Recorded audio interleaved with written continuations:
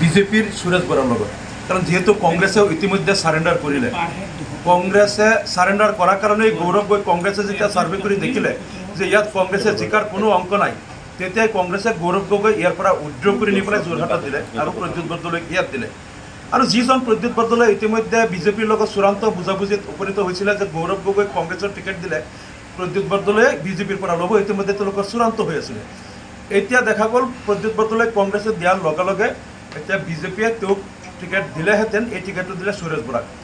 আৰু সুৰেশ বৰা এতিয়া বিজেপিৰ কেণ্ডিডেট হিচাপে তেওঁ ঘূৰি আছে। আৰু প্ৰদ্যুৎ বৰদলৈ টিকেট পোৱাৰ লগে লগে আমাৰ এই লোকসভা সমষ্টিৰ যিসকল কংগ্ৰেছী বিধায়ক তেওঁলোকেও মানে হাল এৰি দিছে।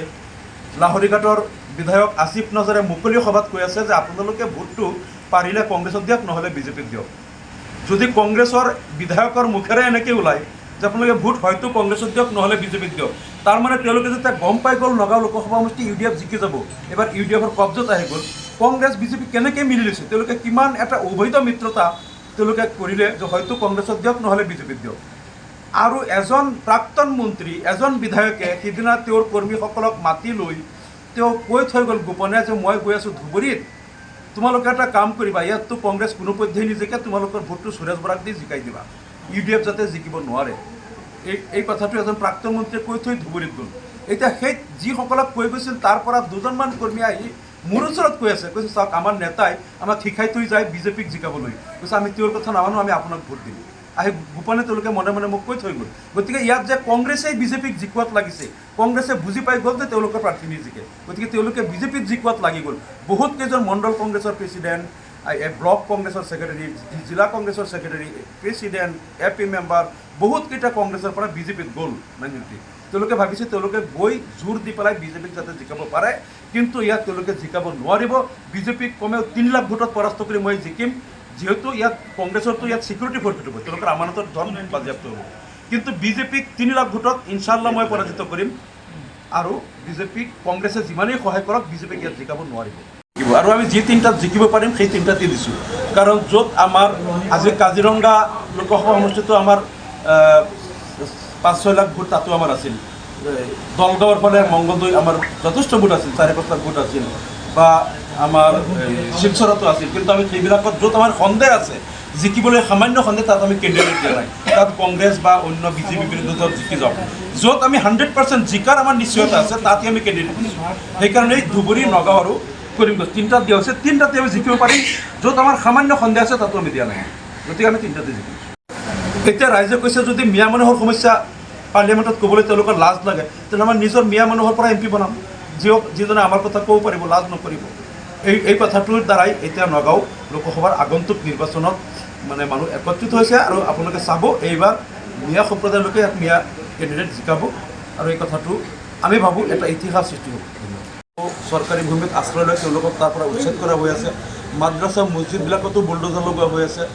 এই মানুহসকলৰ যিটো তেওঁলোকৰ সাংবিধানিক আৰু গণতান্ত্ৰিক অধিকাৰ, মানে মৌলিক অধিকাৰ অন্ন বস্ত্ৰ বাসস্থানৰ, সেইটো তাৰ পৰা বঞ্চিত কৰা হৈ আছে। এই সমস্যাবিলাকৰ লগতে যিটো বিশেষকৈ আমাৰ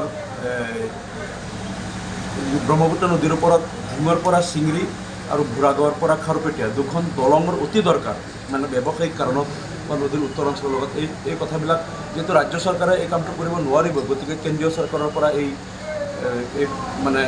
2খন দলঙৰ এইটো আমাৰ এটা হেৰি থাকিব টাৰ্গেট। আৰু তাৰ লগতে নগাঁও লোকসভা সমষ্টিৰ ভিতৰত এখনো চেণ্ট্ৰেল ইউনিভাৰ্চিটি বা ইয়াত যদি নবোদয় বিদ্যালয় ঢিঙত এখন আছে, কিন্তু আমাৰ কেন্দ্ৰীয় বিদ্যালয় চেণ্ট্ৰেল স্কুল নগাঁও মৰিগাঁৱত কমপক্ষেও 2খন লাগে। এইবিলাক আজিলৈকে কোনো MP-য়ে কিন্তু এই বিষয়ে কোনো মাত মতা নাই বা নানিলে। আৰু চবতকৈ ডাঙৰ কথা হ'ল নগাঁও লোকসভা সমষ্টিৰ 64% মানুহ মুছলমান, মিয়া ময়মনসিংহীয়া মুছলমান। এই লোকসকলৰ আটাইতকৈ ডাঙৰ সমস্যাটো হ'ল তেওঁলোকৰ নাগৰিকত্ব সমস্যা, তেওঁলোকৰ নিৰাপত্তাজনিত সমস্যা। যদি তেওঁলোকক কেতিয়াবা NRC নামত হাৰাশাস্তি কৰা হয়, কেতিয়াবা তেওঁলোকক ভোটাৰ সজাই তাৰ ভিতৰত বহু লোকক ডিটেনশ্যন কেম্পত বন্দী কৰা হয়, এই লোকসকলক বিভিন্ন সময়ত নাগৰিকত্ব নামত হাৰাশাস্তি কৰা হয়। কিন্তু আমি যিসকলক ইমান দিন ভোট দি পাৰ্লিয়ামেণ্টত পঠাইছোঁ, আজিলৈকে তেওঁলোকে এই লোকসকলৰ সমস্যাৰ কাৰণে এটা শব্দ, এটা আখৰ পৰ্যন্ত পাৰ্লিয়ামেণ্টত উচ্চাৰণ নকৰিলে, এটা শব্দ আজিলৈকে কোনেও উচ্চাৰণ নকৰিলে। গতিকে এইবাৰ যিহেতু নগাঁও লোকসভা সমষ্টিৰ 64% মুছলমান মিয়া, এই লোকসকলে কৈছে আমি এইবাৰ মিয়া সম্প্ৰদায়ৰ পৰা MP বনাম, যাতে আমাৰ দুখ দৰদবিলাক তেওঁ বুজি পায়, পাৰ্লিয়ামেণ্টত যাতে আমাৰ দুখ দৰদ লৈ তেওঁ কথা কয়।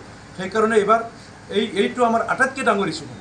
আৰু এই ইছ্যুটোৰ কাৰণেই নগাঁও লোকসভা সমষ্টিত মিয়া মুছলমান আজি একত্ৰিত হৈছে যে আমি 64% মানুহে আমাৰ জনগোষ্ঠীৰ পৰা প্ৰতিনিধি বনাম, যাতে আমাৰ দৰদটো বুজি পায় আৰু পাৰ্লিয়ামেণ্টত কথা কয়। আগতে আমি যিমান গগৈ বৰদলৈ যিমানক পঠাইছোঁ, আজিলৈকে মিয়া মানুহৰ ডিটেনশ্যন কেম্পৰ সমস্যা, ডিভোটাৰ, গৰাখহনীয়া, নদী ভাংগা, চৰ চাপৰিৰ পাট্টা বা এই উচ্ছেদ, এটা সমস্যালৈ এটা শব্দ আজিলৈকে পাৰ্লিয়ামেণ্টত উচ্চাৰণ কৰা নাই। নকৰিলে কি হ'ব? তেওঁলোকেতো ইমান দিন যে গালি পাৰিছিল যে মোল্লা মৌলবীৰ দাড়ি টুপিৰ ভোট নালাগে, এই চাচা মামাৰ ভোট আমাক নালাগিব, এইবিলাক পাকিস্তানী মিয়া মাইকী মানুহ, এইবিলাক হ'ল সন্তান জন্ম দিয়াৰ মেচিন। আৰু এই যে মিয়া মানুহক যে তুচ্ছ তাচ্ছিল্য গালি গালাজ ইমান দিন পাৰিছিল, কথাবিলাক মিয়া মানুহে পাহৰি যোৱা নাই। এতিয়াতো বা খানকাত আহি সুৰেশ বৰা উঠি যায়, টুপি পিন্ধি আহি পেলাই দেখোন একদম খানকাৰ ভিতৰত মছজিদত বহি দোৱা লয়। ইমান দিন ক'ত আছিলে মিয়াৰ দৰত? আজি একদম টুপি পিন্ধিবলৈ নাজ লাগে। ইমান দিন কৈছে দাড়ি টুপিৰ ভোট আমাক নালাগে, আজি সুৰেশ বৰাই কেনেকৈ নিজে টুপি পিন্ধি আহে। এই দৰদবিলাক ৰাইজে বুজি পায় যে এইবিলাক নিৰ্বাচন পাৰ হৈ যোৱাৰ পিছত তেওঁলোকে হিচাপ কৰিছে যে ইয়াত হিন্দু মানুহৰ ভোট 100%ও যদি পায়, তথাপিও বিজেপি নিজিকে, তেওঁলোকে 2-2.5 লাখ মুছলিম ভোট লাগিব।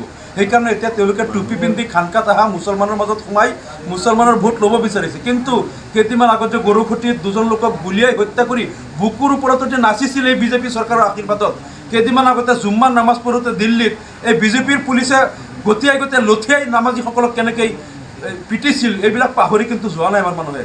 এই মিয়া আমাৰ মুছলমান মহিলাসকলক যে সন্তান জন্ম দিয়া মেচিন, এইবিলাক পাকিস্তানী উগ্ৰপন্থী সন্ত্ৰাসবাদী বুলি কোৱা।